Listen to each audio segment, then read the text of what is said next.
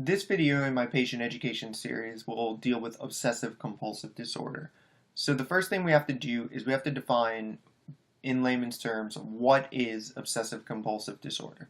So obsessive-compulsive disorder is a potentially debilitating anxiety disorder that could persist throughout a person's entire life. The patient with OCD actually is sort of trapped in this pattern of repetitive thoughts and then behaviors that are senseless. The person knows they're senseless, yet they can't find a way to adequately stop. So OCD also exists as a spectrum. It can range from mild to moderate, it can mild, moderate, or severe. If severe, people with OCD can actually have their entire lives destroyed. They have no capacity to go to work, no capacity to go to school, and an inability to even carry out the basic activities of daily living. How common is OCD in the population? So for many years, people thought OCD was relatively rare psychiatric disorder. But what we come to find out more recently is that there's a lot of people suffering with these repetitive thoughts and behaviors, but they were very reluctant to seek treatment.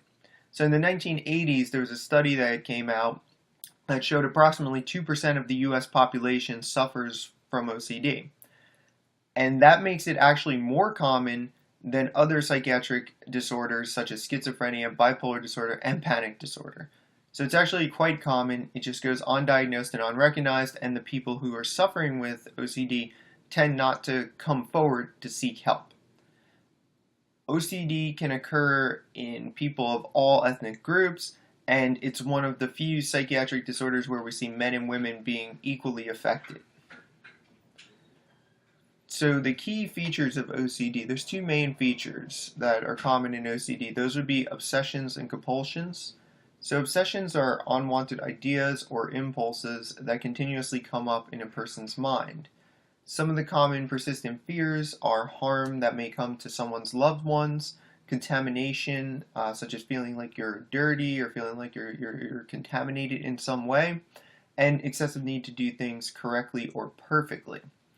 So the example I like to use is the fear of contamination because it's an easy one that I think everyone can understand.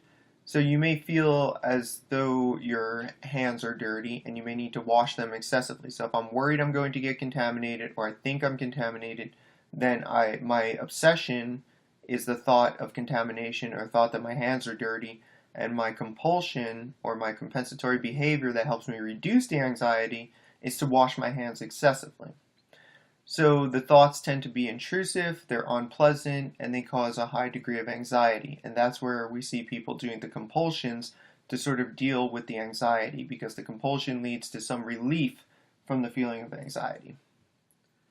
And the compulsion is, like I was just saying in the previous slide, it would be a response to the obsession for people with OCD. So they develop these repetitive behaviors that actually reduce their anxiety, and they're called compulsions. The most common ones are checking and washing. So checking, an example of checking would be like, I can't remember if I left the stove on, I have to check it X number of times to make sure that it's actually off. Or I can't remember if I locked my car doors, I have to, click the button on my key fob X number of times before I'm convinced it's locked appropriately. The behaviors are actually used to ward off harm to self or others.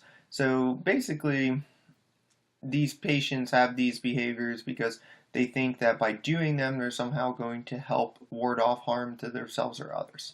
It doesn't really make sense. The relief from the anxiety that the person receives from the compulsions is short-lived, it's temporary, and therefore they actually have to keep performing these compulsions over and over again in order to continue to reduce their anxiety. So what do we do to treat OCD? So there's a couple of different things we could do. Obviously psychotherapy and medication, or some combination of both, is the most appropriate choice. The most effective psychotherapy for OCD is actually CBT, or cognitive behavioral therapy. More specifically, what works well with these patients is exposure and response prevention therapy. So it's a form of CBT. In this case, the patient would be exposed to situations that make them anxious. So we could take that example of the person who fears contamination. You might force the person to dirty their hands and then the therapist would prevent the person from doing the compulsion, which would be washing, and that would thereby interrupt this pattern of behavior. And if you do that long enough and work at it long enough, eventually it should be extinguished. There are many medications for OCD as well. The most commonly used medications, of course, were going to be the SSRIs because they have good efficacy and good safety profile. The one that comes to mind for me is the last one listed there, Luvox or fluvoxamine. Really, the only indication and the only way I personally use that medication is for people who do have OCD. It's a very good choice. It's actually worked very well with some of the patients I've treated for OCD. These medications, again, have few side effects. They're relatively well tolerated, so they tend to be our first choice, along with the therapy, of course. It generally takes somewhere between 1 to 3 weeks to start seeing some benefits from these things, and treatment should be continued for a minimum of several months, and it could even last up to a year depending on your severity.